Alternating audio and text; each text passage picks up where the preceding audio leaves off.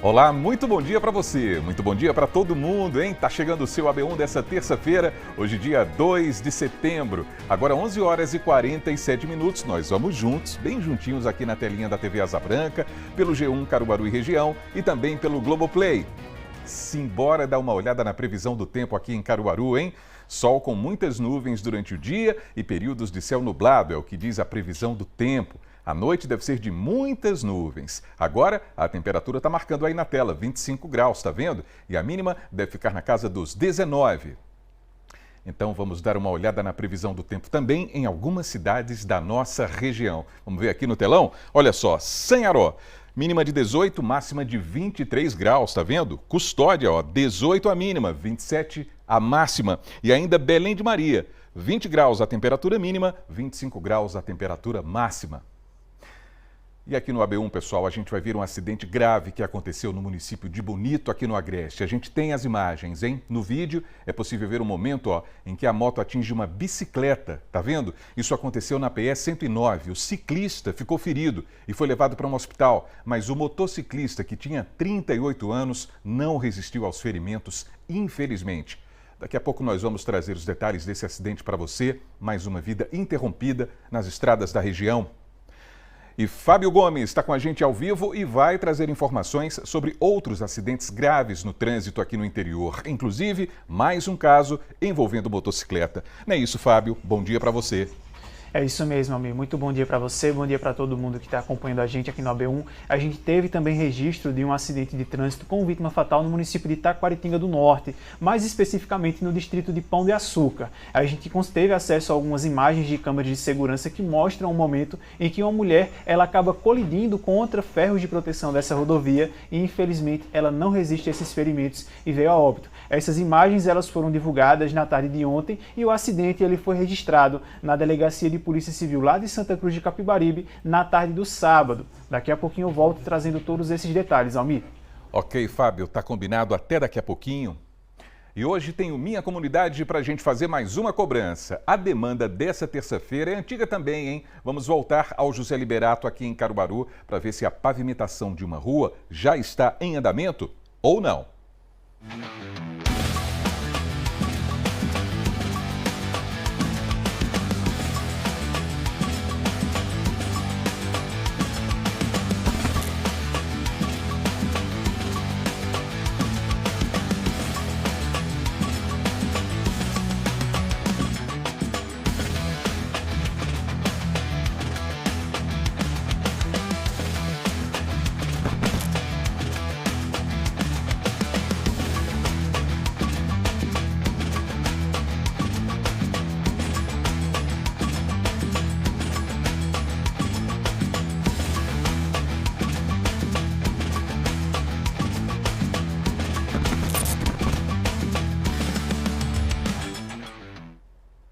Então, Gessé Acioli, Joel Almeida e Leonardo Costa também estão com a gente nessa edição. Gessé é quem vai fazer a cobrança de hoje do Minha Comunidade lá no José Liberato. Será que teremos notícias positivas para os moradores por aí, Gessé? Um bom dia para você.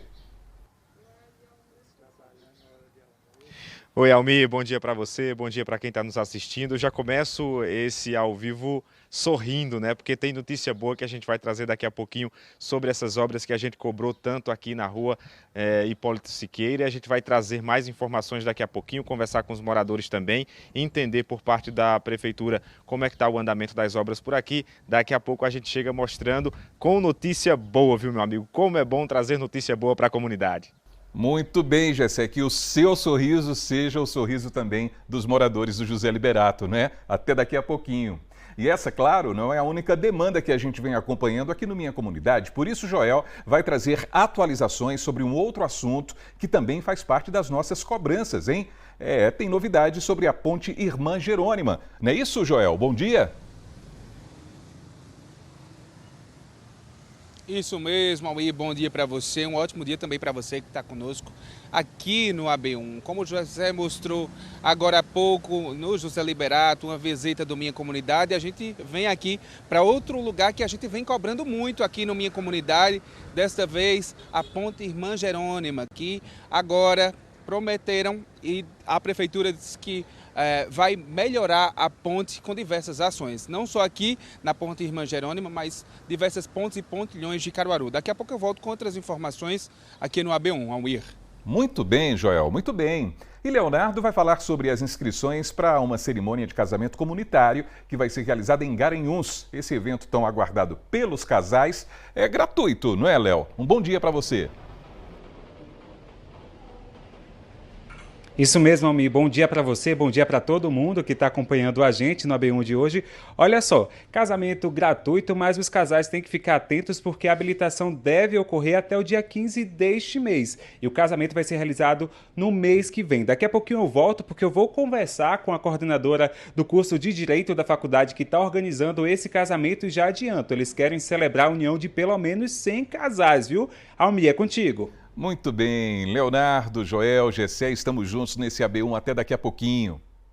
Agora vamos ver como é que está o tempo em Garanhuns, porque tem possibilidade de garoa durante o dia. Olha a garoa aí, ó, na sua tela, nessas imagens ao vivo, tá vendo? Podem ocorrer momentos de sol e diminuição de nuvens. Há previsão de muita nebulosidade durante a noite também. A temperatura nesse instante na Cidade das Flores está aí marcando 24 graus e a mínima deve ficar em torno dos 18. Imagens ao vivo de Garanhuns para você. Belas imagens, hein? Agora a gente vai para o intervalo e ainda nessa edição você vai ver uma reportagem que traz orientações muito importantes para a gente evitar choques elétricos. Por exemplo, é preciso muito cuidado, ó, no momento em que a gente passa muito perto de fiações elétricas no meio da rua. Tá vendo esse flagrante aí? A gente vai trazer todos os detalhes daqui a pouquinho no seu AB1. 11 horas e 54 minutos, a gente volta já.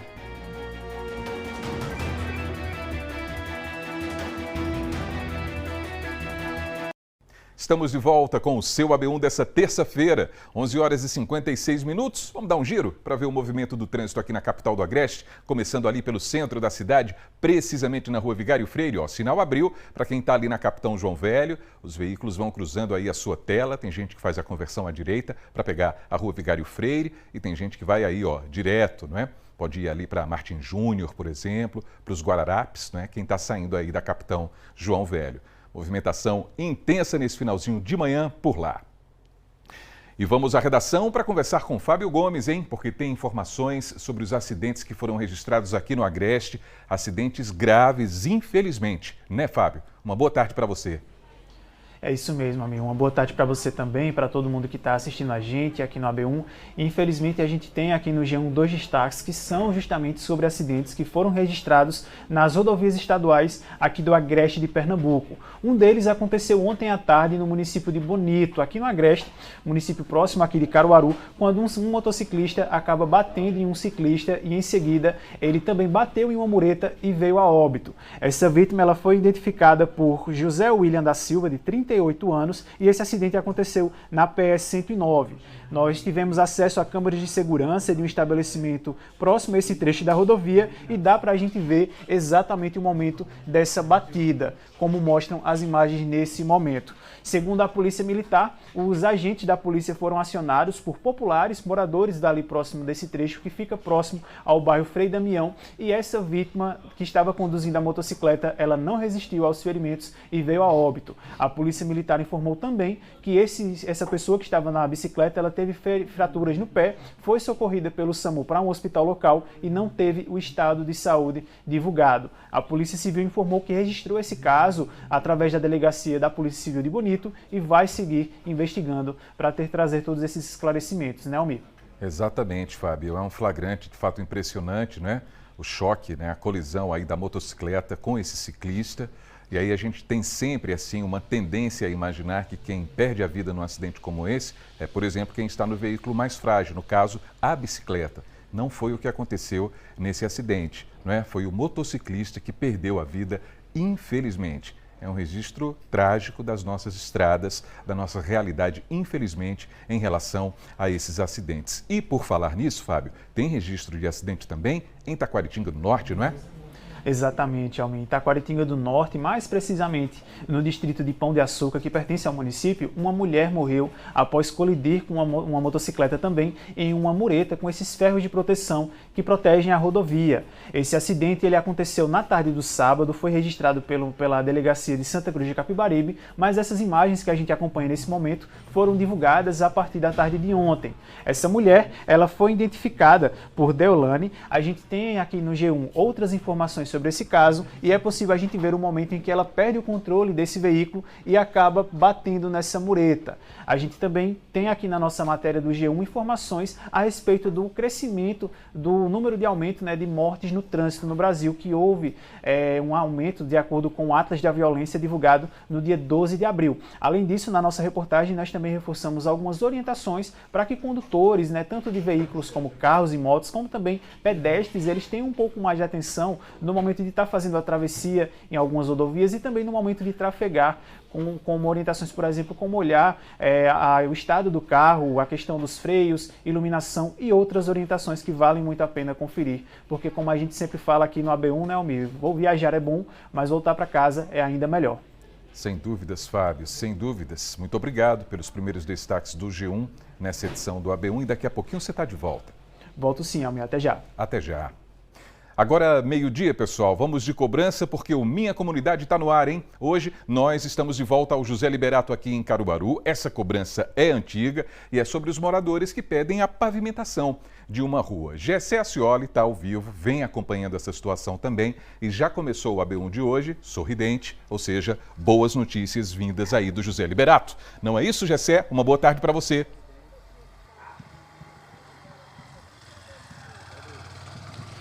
Oi, Almir, boa tarde para você, boa tarde para quem está nos assistindo. Pois é, estamos aqui na rua Hipólito Siqueira, novamente aqui no bairro José Liberato, para mostrar como é que está a situação por aqui.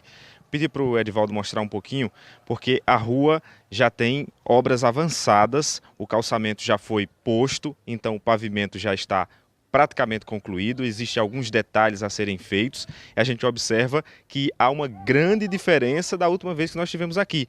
Eu, por exemplo, estive aqui na penúltima vez e encontrei aqui um cenário muito ruim, né, com a rua com a ladeira íngreme, né? Tem a questão também de veículos, de crianças, de idosos e não dava nem para transitar, né? Muita poeira, muita lama quando chovia e uma situação bem complicada. E aí a gente tem agora essa situação de um pavimento colocado, então já dá uma outra cara à rua, já melhora, né, a qualidade de vida aqui para os moradores. A gente vai conferir uma reportagem agora sobre como estava a rua na última vez que nós estivemos aqui, recentemente, mostrando o andamento das obras. Vamos conferir. Estamos de volta na rua Hipólito Siqueira, no bairro José Liberato. Essa é a nossa 11ª visita à localidade para cobrar o calçamento. Como a gente consegue ver nas imagens atuais, a cobrança está valendo a pena. A rua que antes era assim, agora está assim, ou seja, quase pronta. Mas a nossa cobrança começou em 2022, quando nesta rua tinha um vazamento de água limpa preocupando os moradores. Depois de tantas cobranças em relação a este assunto, o problema foi resolvido. Até percebemos que os moradores sofriam muito mais por causa da falta de calçamento na rua.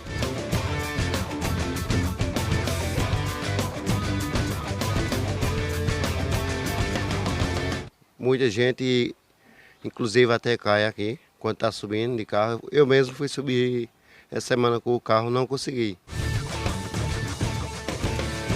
Já caí, não foi uma vez não, já caí umas 3 vezes já. A minha esposa caiu aqui bem chegando perto de casa. E foram muitas histórias. Vemos até mesmo uma rua vizinha sendo calçada, enquanto essa, que estava sendo mostrada com tanta frequência no seu AB1, continuava apenas com a promessa. Da última vez que estivemos aqui, o trabalho de calçamento já tinha sido iniciado, mas seu Marcelo estava preocupado com a celeridade da obra e com a ausência dos trabalhadores. Começou com 2 dias depois que você esteve aqui, no dia 14, já fez 2 meses, fizeram a drenagem e terminaram as caixas, né? Agora já fazem 2 semanas que estamos desse jeito, não aparece ninguém, que já deveria ter começado a terraplanagem. A nota que a Prefeitura enviou, a Prefeitura diz o seguinte: por meio da Secretaria de Infraestrutura Urbana e Obras, a CIURB, informa que as obras da rua Tenente Hipólito Siqueira Cavalcante, no bairro José Liberato, estão em andamento. A drenagem já foi finalizada e na próxima semana será iniciada a terraplanagem para em seguida ser feita a obra de pavimentação da via. O investimento por aqui é de um total de R$590 mil. Eu vou pedir para o Marcelo marcar aqui mais uma data no calendário, é o dia 2 de setembro. A gente vai aguardar que seja feito nas próximas semanas, mas em 2 de setembro a gente vai voltar aqui para saber como é que está essa situação. Será que está perto dessa agonia terminar e de pararmos de perguntar até quando minha comunidade da Rua Hipólito? É isso que você vai ver agora.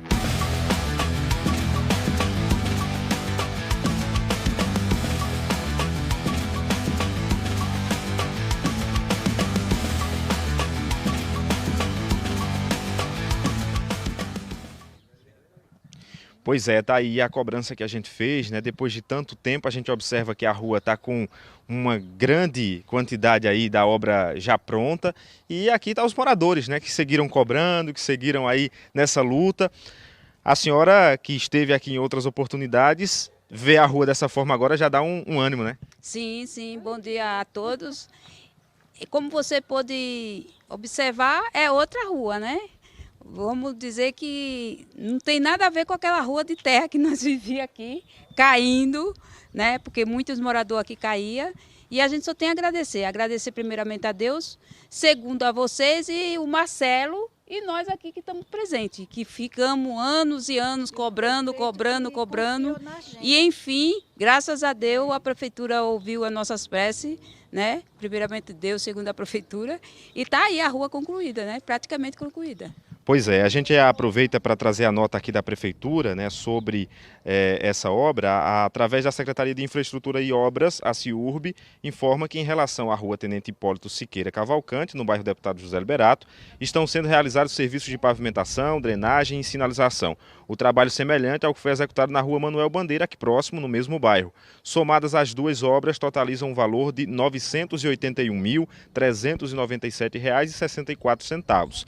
Na rua Tenente Hipólito Siqueira Cavalcante, as intervenções alcançaram 90% de execução e a previsão de conclusão é para o dia 30 de setembro. Então, a gente aproveita para mostrar mais um pouquinho da rua, porque nesse momento a gente tem aí uma rua realmente com cerca de 90% da obra concluída, como a nota traz. Observamos também alguns trabalhadores, né, o pessoal, os operários trabalhando por aqui, e vou aproveitar para mostrar também o calendário, já que há uma expectativa para a entrega dessa obra aqui 30 de setembro. A gente reforça o calendário, tá aqui 30 de setembro.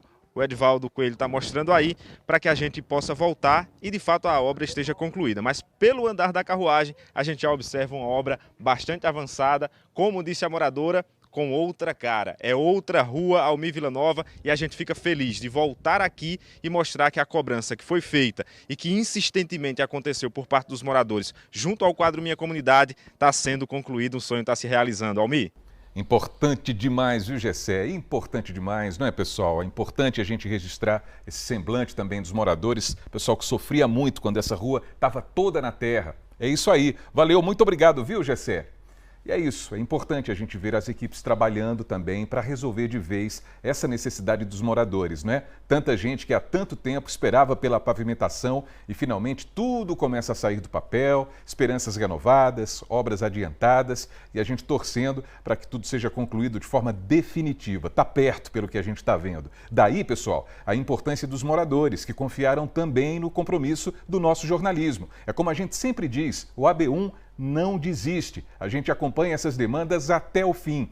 E é isso que a gente vai fazer no próximo compromisso, não é? Com os moradores do José Liberato. No dia 16 de setembro, está marcadinho aqui também para a gente ver, ó. A gente vai retomar esse assunto aqui no Minha Comunidade.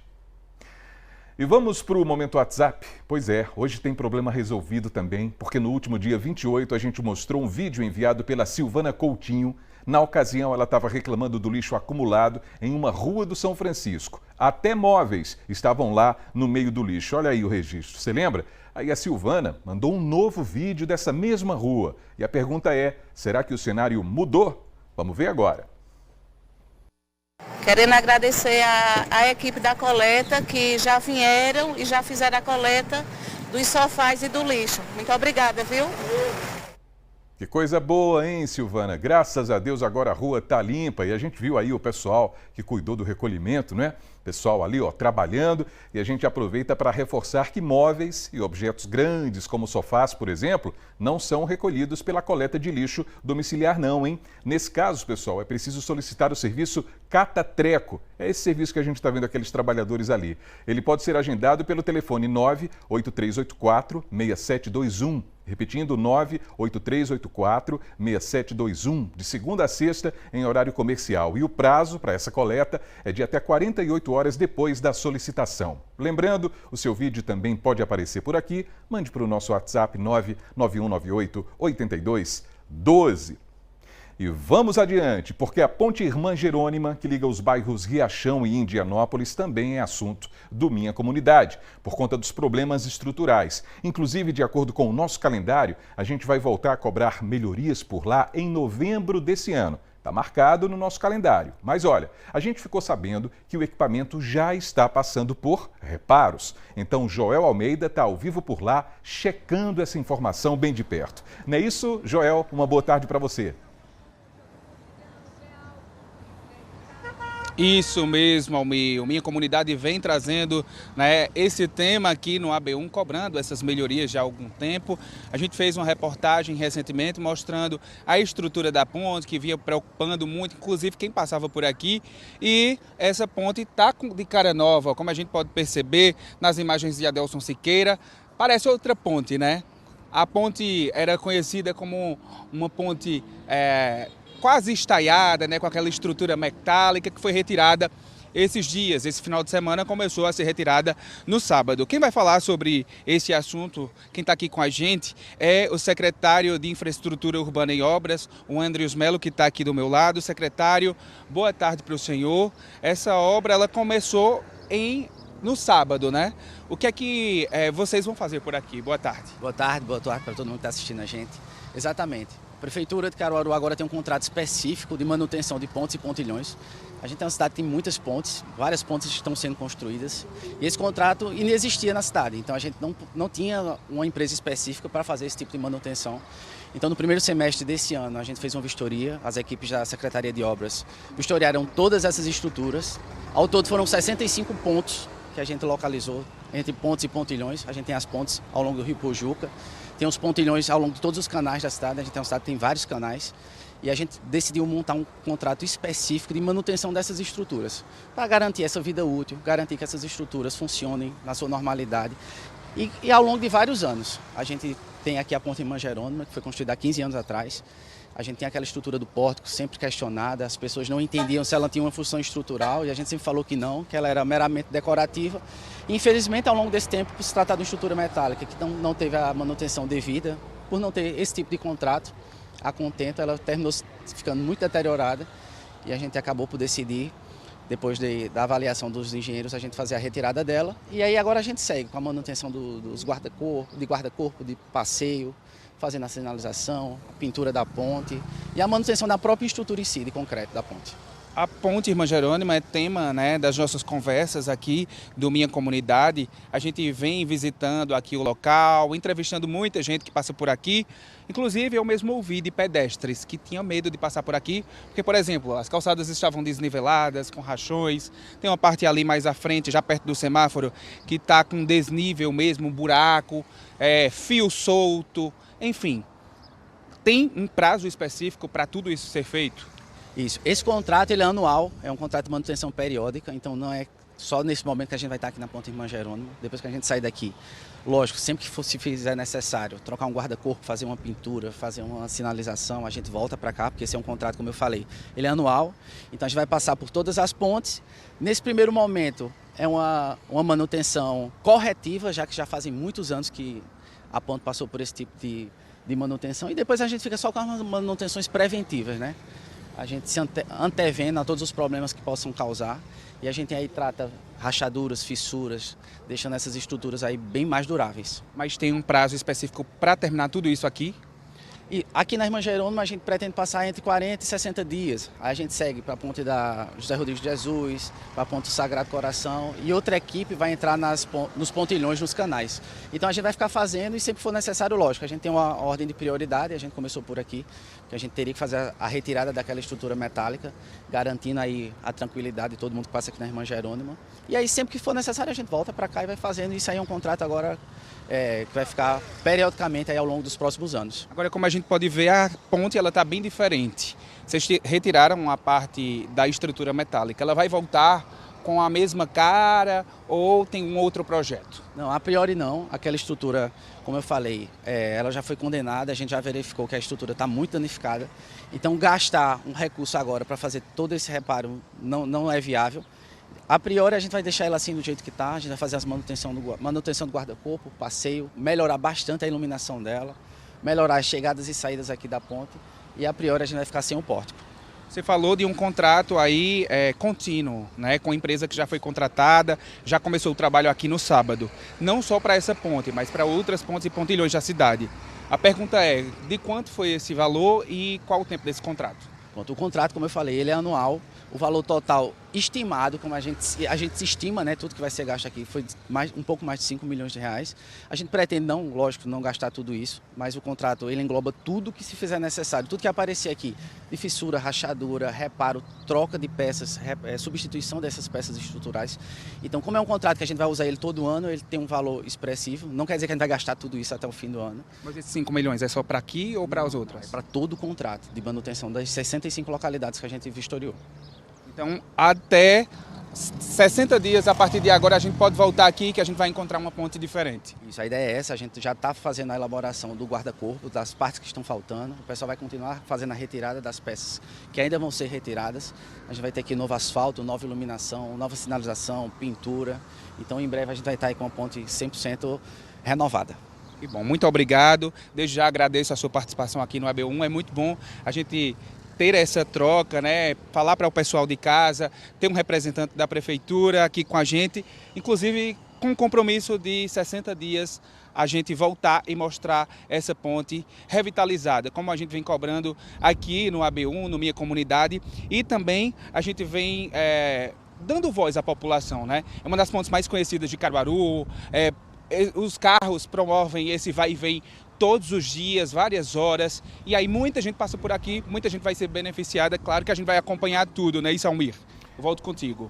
Vai sim, Joel, a gente vai seguir acompanhando, claro, é importante devolver sensação de segurança, não é? De tranquilidade para o pedestre que passa por aí todos os dias, para quem passa conduzindo um veículo também, não é, Joel? A gente vê a movimentação por ali, ó, muitos carros, motos passando o tempo inteiro, não é? Porque há essa conexão ali com o Riachão, com o Indianópolis, com o Salgado, enfim, vários bairros e bairros muito populosos. E aí a gente está vendo o estado também da ponte, por isso que é muito importante cobrar as providências, esse serviço de manutenção, e a gente conferiu essas informações agora ao vivo com o Joel, que continua com a gente aqui no AB1. Muito obrigado, viu, Joel? A gente vai seguir acompanhando a situação aí da ponte Irmã Jerônima, também aqui no Minha Comunidade. Valeu! Simbora para o intervalo, no próximo bloco tem o AB Esporte. Hoje a gente vai curtir os gols do GE, porque é terça-feira. Só tem fera, hein? Só tem craque, ó. Craque de bola. Olá, bola na rede. Daqui a pouquinho a gente volta. 12h, 17 minutos agora.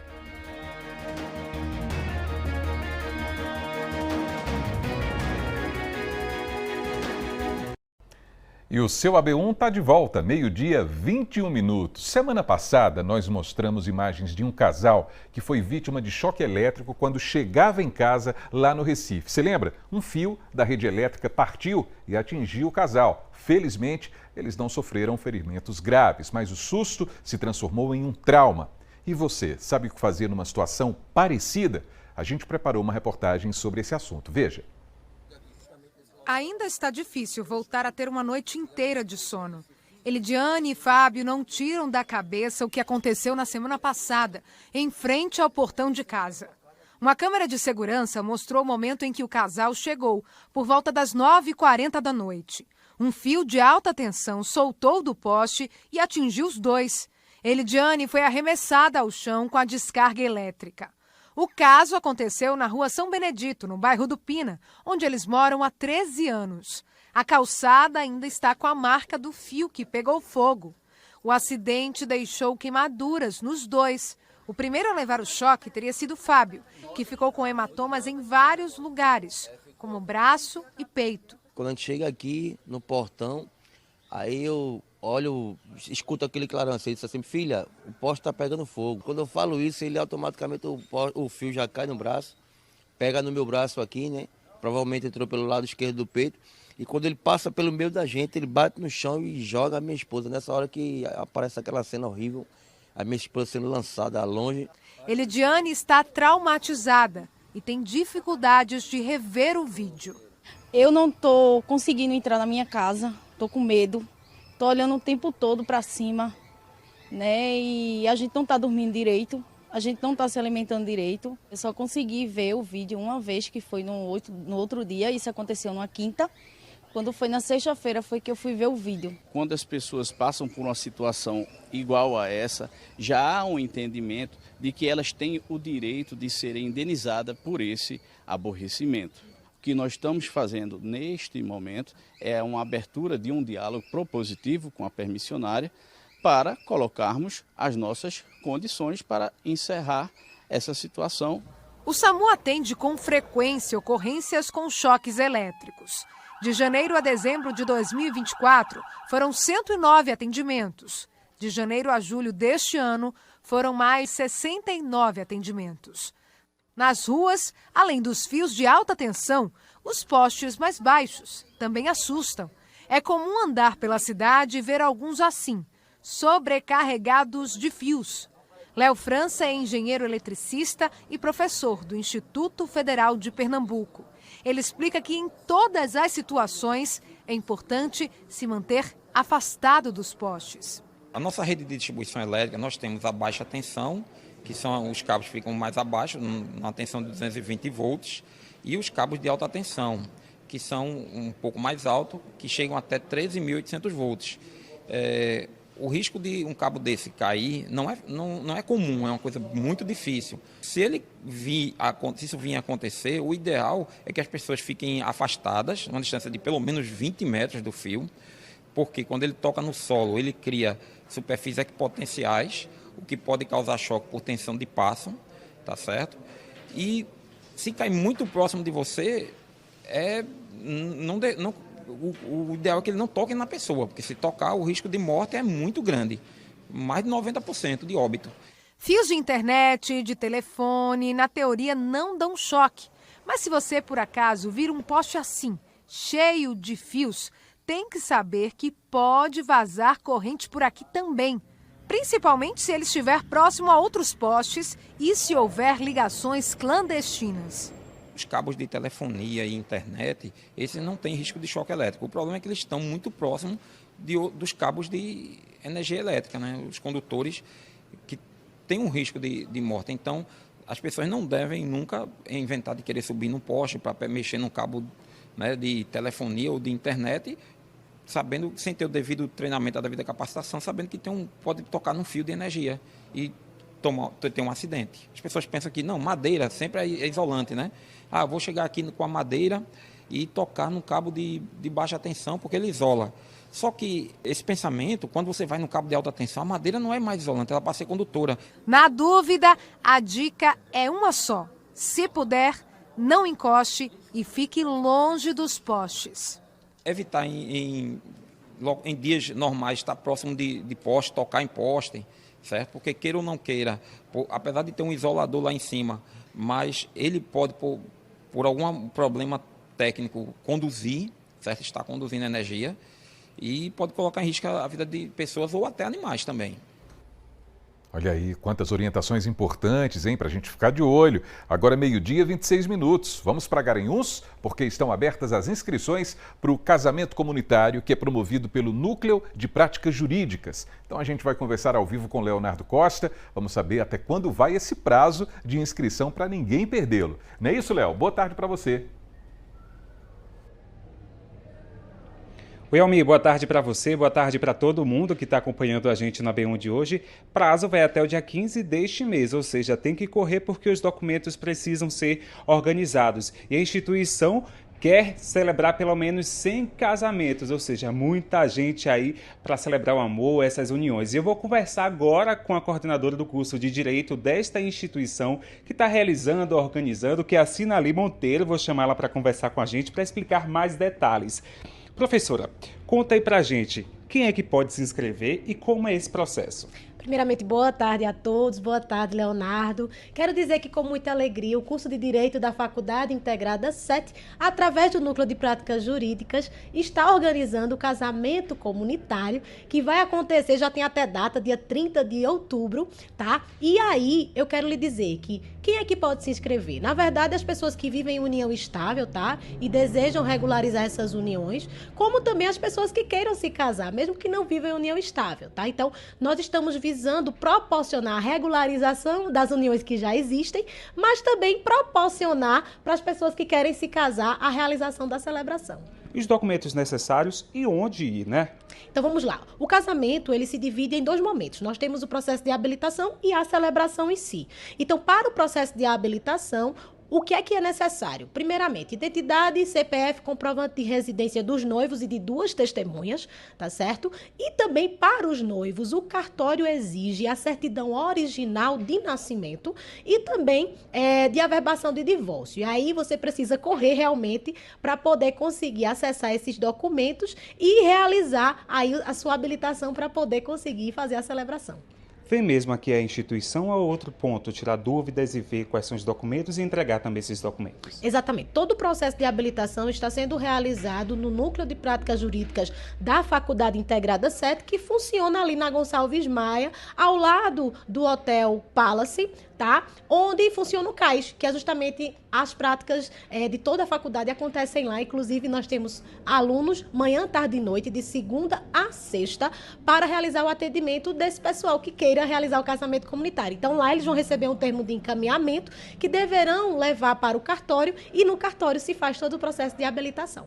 Qual o impacto social de um projeto como esse? O primeiro daqui de vocês, né? Exato, é o nosso primeiro casamento comunitário. Nós estamos muito felizes, estamos aí com a expectativa de no mínimo 35 casais, mas como eu disse para você nos bastidores, eu quero pelo menos 100 casais. Por quê? Porque, na verdade, um casamento comunitário é um evento que proporciona aí a celebração da união de várias famílias, né?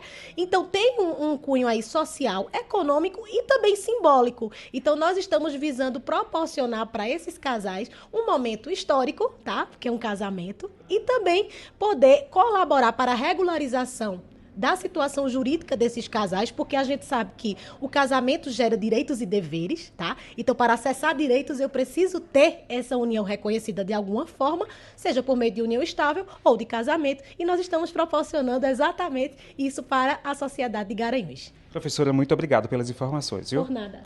Olha só, então prazo até o dia 15 de setembro, não esquece, não perde esse prazo, e o casamento já tem data marcada, viu? Dia 30 de outubro, viu, Almir? Olha aí, a gente está na torcida por todos esses casais que vão participar. Não, Léo? Muito obrigado pelas informações, hein? Bom trabalho para você. Vamos para o AB Esporte, porque o Central segue fazendo bonito nas quadras, hein? E levantou mais uma taça. Herbert Ramos está chegando para falar sobre essa conquista alvinegra. Uma boa tarde para você, Herbert. Boa tarde para você, Almir. Boa tarde para todo mundo ligadinho aqui no AB1. O time feminino do Central Vôlei faturou mais uma taça em 2025. A Patativa conquistou a Copa Nordeste, evento realizado lá na cidade de Currais Novos, no Rio Grande do Norte, e esse elenco conseguiu um feito marcante. Venceu a competição sem perder nenhum set. Foram 4 vitórias até a conquista, todas elas por 2-0. Em 2024, o time já havia conquistado a Copa Nordeste de Vôlei e neste ano, 2025, além dessa conquista que estamos mencionando, faturou a Copa Caruaru, Copa PNG, edições da Liga do Interior e ainda foi vice da Superliga C. esse time segue fazendo bonito demais. Se o Central em campo já encerrou a temporada, nas quadras o time feminino segue mandando muito bem no vôlei, Almir. Exatamente, Herbert. As meninas estão com tudo, hein? É isso, avante Patativa. Muito legal. E já que a gente falou sobre essas feras do vôlei, vamos para as feras do futebol. Tá na hora dos gols do GE, né, Herbert? Exatamente, Almir. Terça-feira é o dia oficial da gente exibir os maiores golaços que a gente recebe aqui para exibir durante a semana. Tá na hora da gente conferir mais um Gol do GE. Fala pessoal, coladinho com a gente no AB1, tá começando mais uma edição do Gol do GE. Aqui você já sabe, exibimos os gols mais bonitos de Caruaru e região. Então se liga na lista de hoje. Meu diretor, roda a vinheta! Abrindo a lista, vamos para a cidade das flores, Garanhuns. O golaço é do Arthur Campos. A bola procura sempre o craque, né? O rebote então sobrou para o meu artilheiro, no meio de campo. Ele olhou para o gol e bateu colocado. O chute foi bonito? Foi, mas vamos também confessar, hein? O goleirão ajudou muito. Valeu, Arthurzão, bom demais! Fazer golaço, tudo bem, mas o Marcos Antônio, também de Garanhuns, não teve pena do coleguinha. Eita, que golaço! Ele recebe o passe do meio de campo e eita, menino, que é isso, zagueirão? Calma aí, cara, ele tem família. O cara corta a defesa, olha pro gol com tranquilidade e bate no contrapé do goleiro. Marquinhos, meu amigo, que golaço! Valeu! O golaço foi do Guilherme Lima, Campeonato Escolares. Que tranquilidade, meu craque! A jogada se inicia no lateral. Jogada clássica do futsal. O jogador recebe a bola, devolve e se apresenta na área para receber de volta. A magia vem a seguir. Olha o capricho. Pedalou, puxou para a canhota e chutou cruzado. Golaço! Sem chances pro goleirão. Agora vamos voltar para Caruaru. O gol agora é do Bala. Carlinhos Bala? Não chega nem perto do talento do Júnior.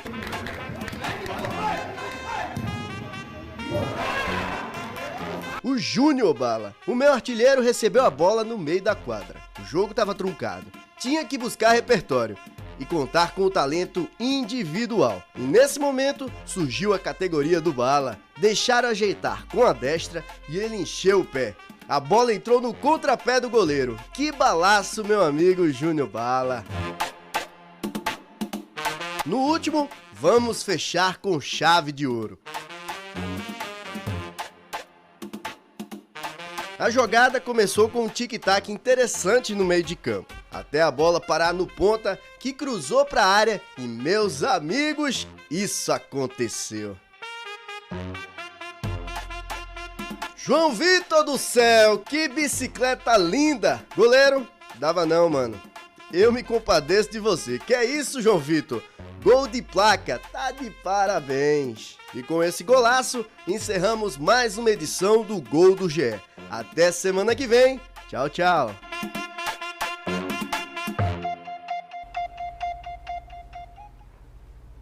É isso, é a glória dos craques e aquela tristeza para quem é zagueiro, para quem é goleiro, que fica só vendo a festa do time adversário, né, Herbert?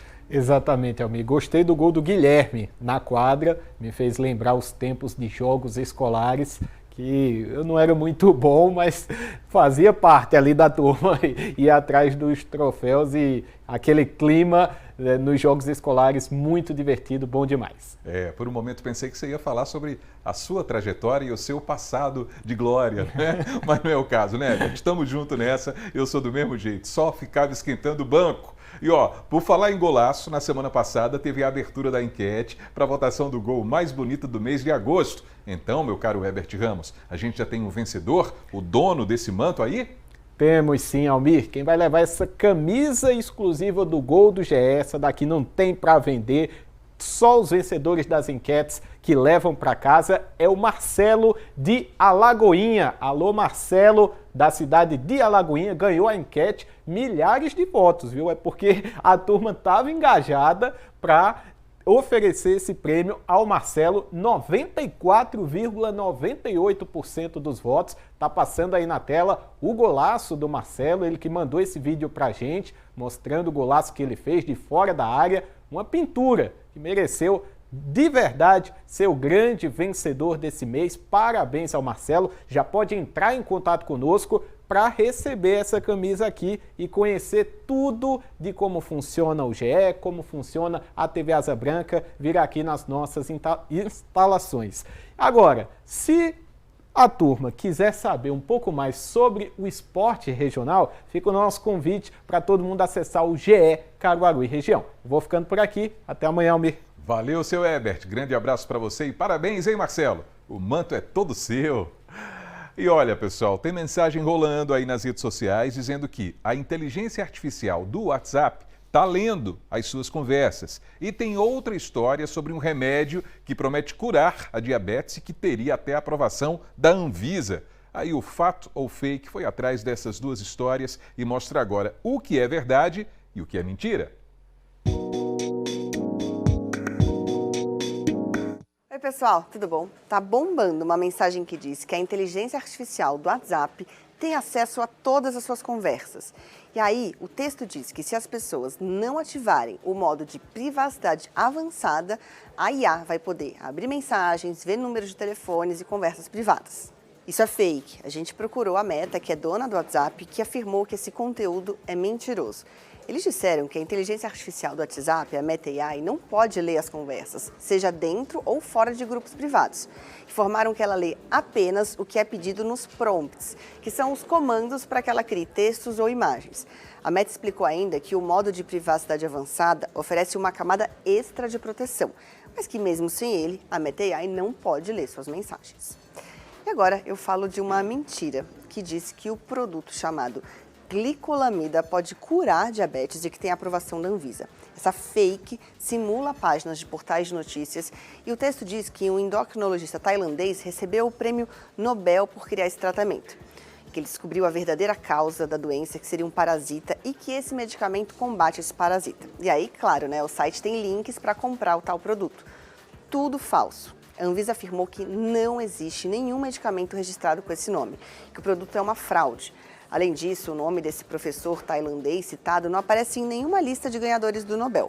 E a gente conversou com especialistas da Sociedade Brasileira de Endocrinologia que disseram que é mentira que a glicolamida trate diabetes, assim como é falso que a doença seja causada por um parasita.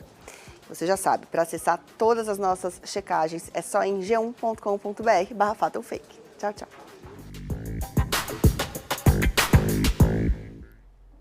Muito bem, então vamos para o intervalo agora. Na volta, você já parou para observar as árvores que dão um toque de beleza às ruas aqui de Caruaru? Daqui a pouquinho a gente vai conferir uma reportagem que mostra algumas curiosidades sobre elas, hein? É daqui a pouquinho, 12h, 39 minutos, a gente volta já.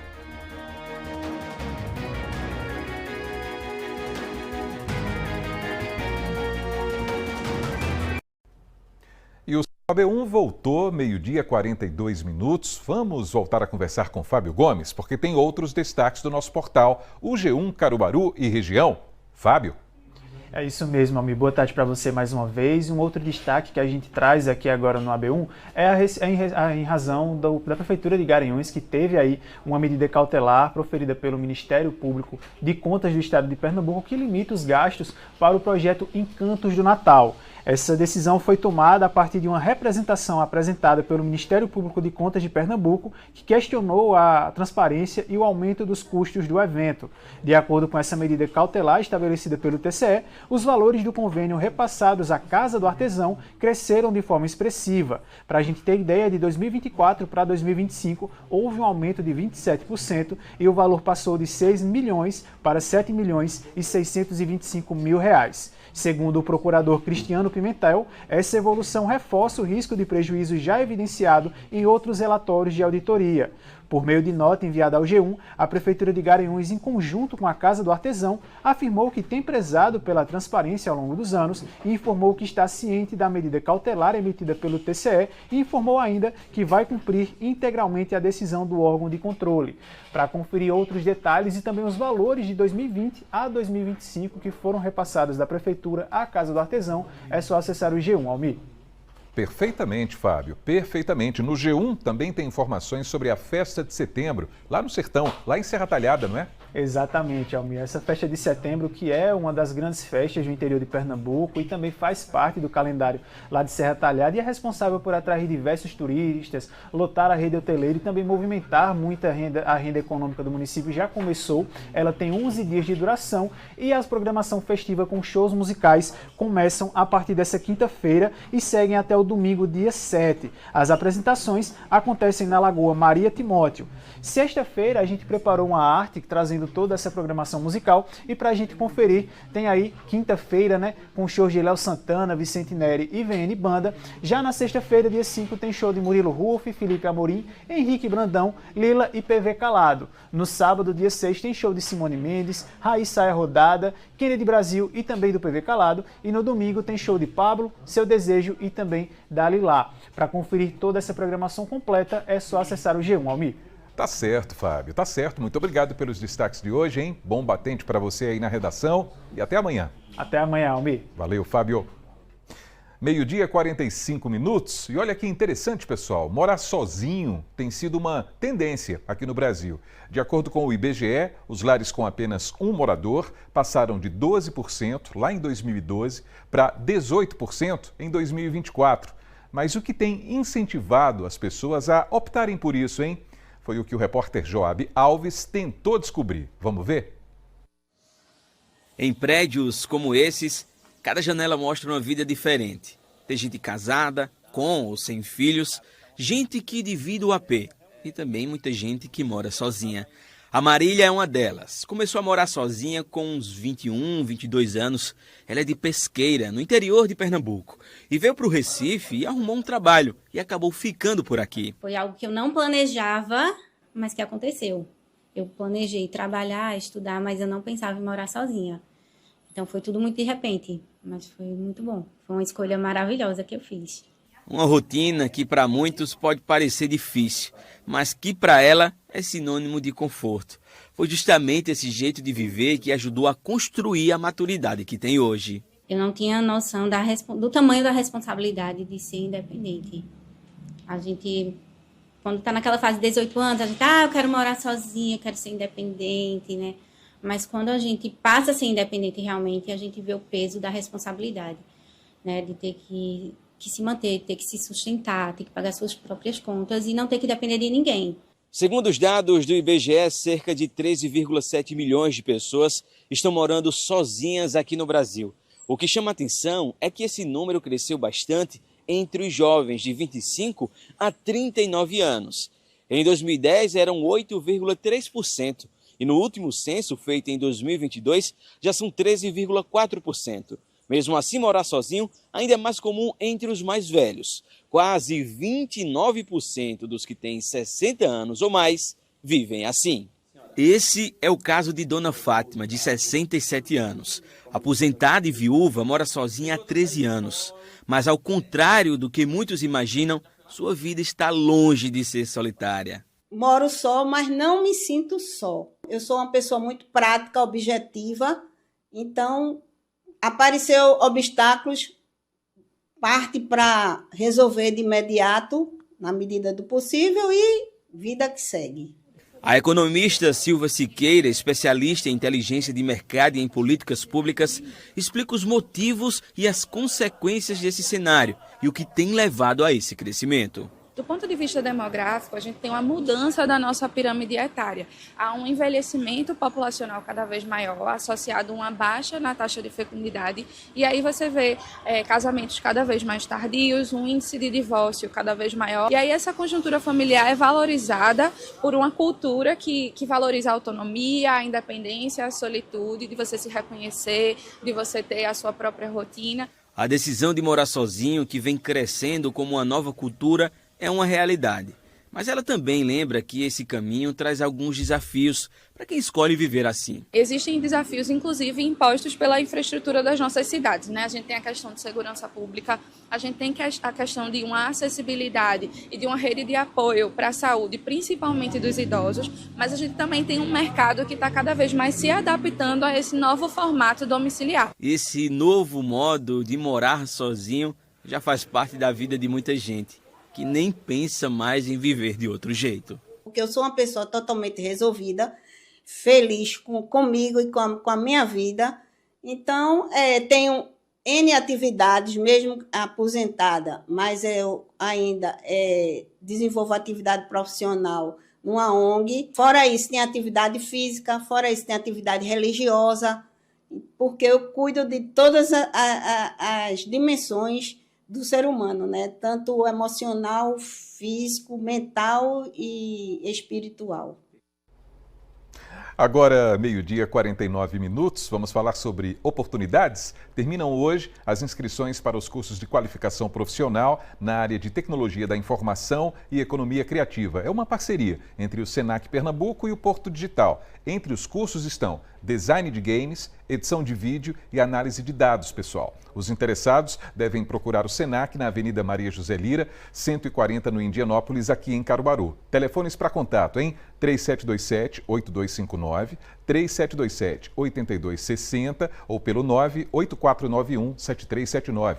As inscrições são de graça. Agora, você já parou para observar as árvores que dão um toque de beleza às ruas de Caruaru? Cada uma tem uma curiosidade, revelando assim uma característica bem particular. Então, Jaira Lima e Arthur Oliveira prepararam uma reportagem sobre esse assunto. E a gente vai conferir agora. Você já parou para olhar as árvores que enfeitam a cidade? Além da sombra e da beleza, muitas delas carregam histórias inusitadas, curiosidades botânicas e até cheiros pouco agradáveis. Nosso passeio começa aqui, na rua Carlos Laete, no bairro Indianópolis, de frente ao Herém Nicanor Souto Maior. Esta é a xixá fedorento, também conhecida como castanha da Índia. Suas flores exalam um cheiro nada bom.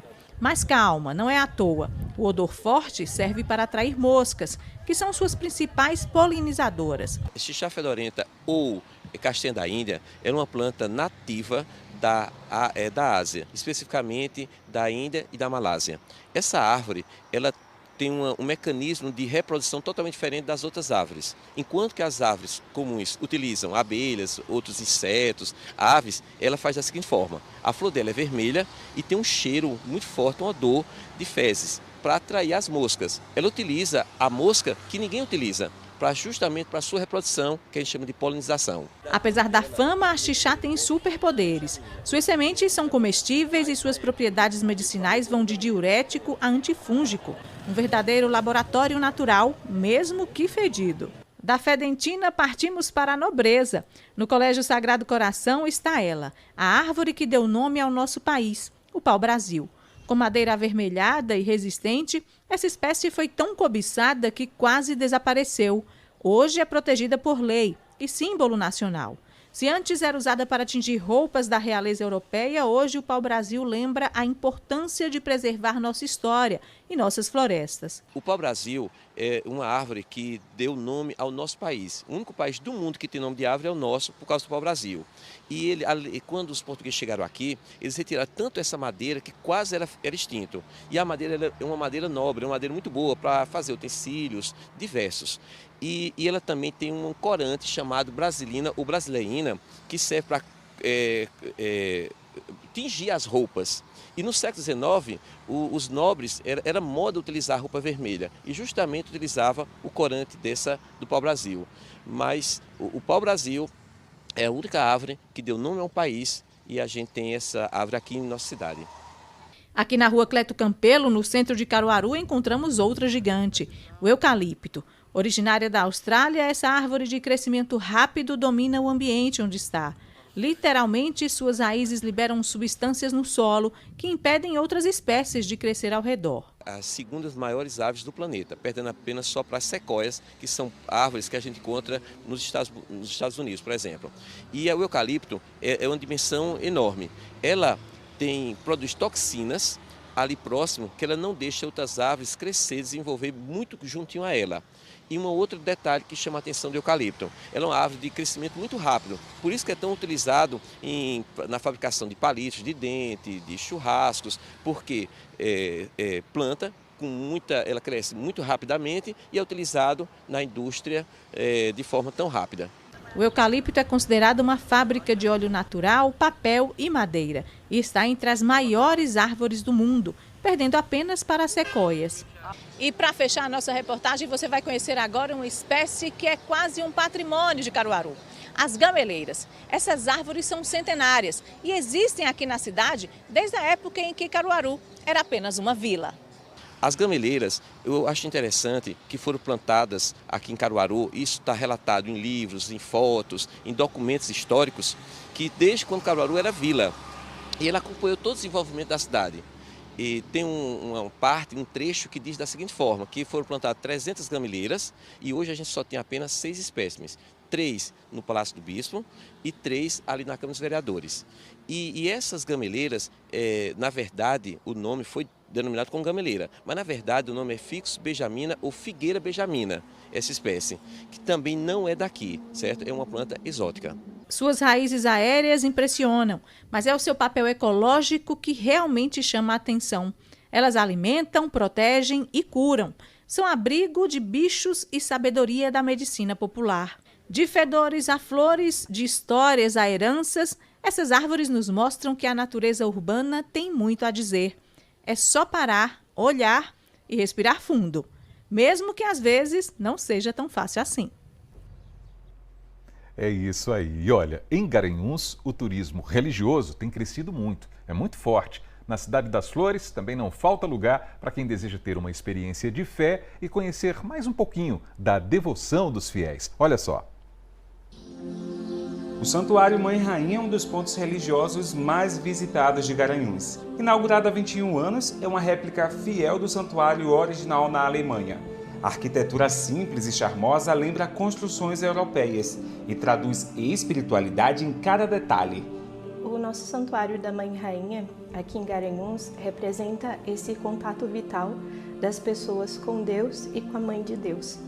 O espaço que nos conduz através da natureza a esse encontro com Deus. E no centro do espaço, o santuário, que é o lugar da graça, onde nós cremos, né, na nossa fé católica e na nossa fé schanstatiana, como membros do movimento apostólico de Schanstatt, é que Maria ela está no santuário, a sua presença se faz sentir. E isso nós percebemos através das inúmeras graças que as pessoas vêm aqui agradecer.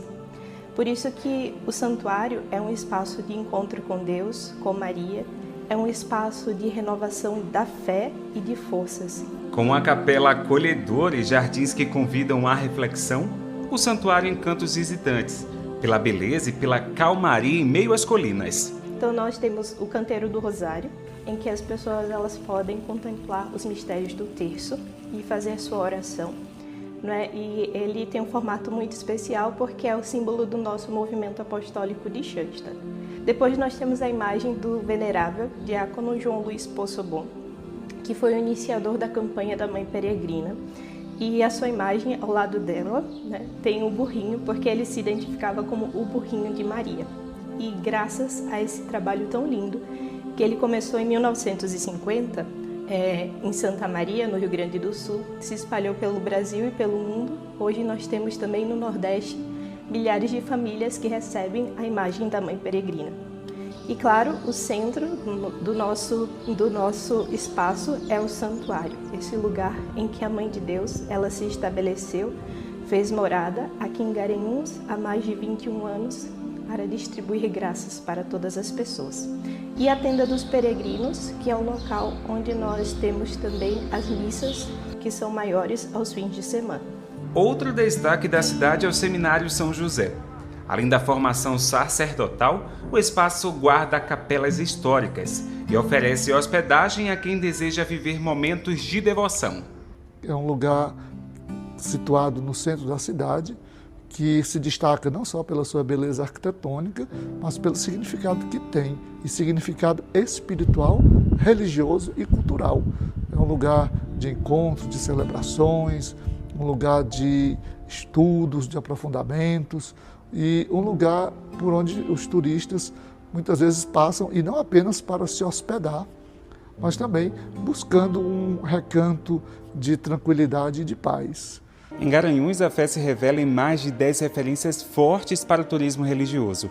E hoje a gente está em um espaço novinho. Aqui o visitante tem a oportunidade de conhecer de perto 2 peças únicas no país. A maior última ceia do Brasil em barro e a maior última ceia em madeira. Esse espaço é a Expo Lago, que reúne mais de 200 peças de arte sacra, preservadas pelo professor Josevaldo. O espaço aqui, a galeria chama-se Expo Lago, né, que é a exposição no lago. Tem um motivo para ser isso, porque aqui é Fazenda Lago São Francisco, então exposição no lago. E é um galpão com 7 corredores, né, 5 de arte popular e 2 de arte sacra. O acesso à Expo Lago, à galeria, é gratuito. Então você pode chegar aqui de 9 horas da manhã, ficar até 5 da tarde, se deleitando, curtindo, apreciando os 7 corredores, né? Inclusive nós temos muita interatividade aqui, porque a nossa pegada é pedagógica, uma vez que eu sou professor. O professor sonha em ver o local incluído no roteiro turístico religioso de Pernambuco. Novas peças já estão sendo preparadas para reforçar esse projeto. Nós vamos colocar uma outra ceia aqui que está sendo esculpida por 2 artistas de Garanhuns, pai e filho, Marcos Siqueira e Maílson, há 3 anos, em madeira, tamanho natural. Para você ter ideia, o Cristo está do teu tamanho, né, com 1,85 m. Então, essa peça, esse conjunto nessa última ceia, para você ter ideia, essa daqui tem 7 metros. Essa outra, que vai ser a maior do mundo, tem 22. A maior última ceia esculpida em madeira, tridimensional do mundo, e a única do mundo imersiva, que você vai poder entrar, ficar atrás dos personagens, abraçar os personagens, Cristo, um apóstolo, e tirar foto com eles. Então vai ser a única imersiva. A história de Garanhuns se mistura com a trajetória católica da cidade.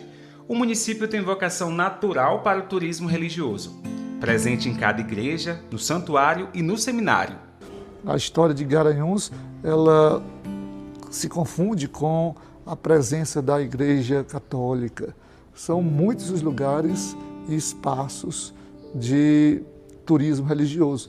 Temos ainda, além disso, na cidade, eventos que também estão voltados para essa realidade do turismo religioso, como, por exemplo, nós vamos ter no fim de setembro o Viva Jesus, que é um evento religioso que tem crescido com o passar dos anos e que tem se tornado já uma referência nesse segmento e que atrai multidões de fiéis, tanto católicos quanto evangélicos, e nesses dias a cidade fica cheia de peregrinos, vamos dizer assim, turistas, mas muito mais do que turistas, peregrinos, que desejam realmente participar de uma experiência de fé. Que bonito, hein? E daqui a pouquinho tem o Panorama CBN. Hoje a gente vai conversar com o secretário de Infraestrutura Urbana e Obras de Caruaru, Andreus Melo. Vamos falar sobre as demandas do município. O Panorama, não esquece, começa às 2 horas na Rádio que Toca Notícia. E assim termina o seu AB1 dessa terça-feira. Muito obrigado pela companhia em mais um comecinho de tarde aqui na telinha da TV Asa Branca. Um grande abraço para você e até amanhã, se Deus quiser. Valeu, pessoal!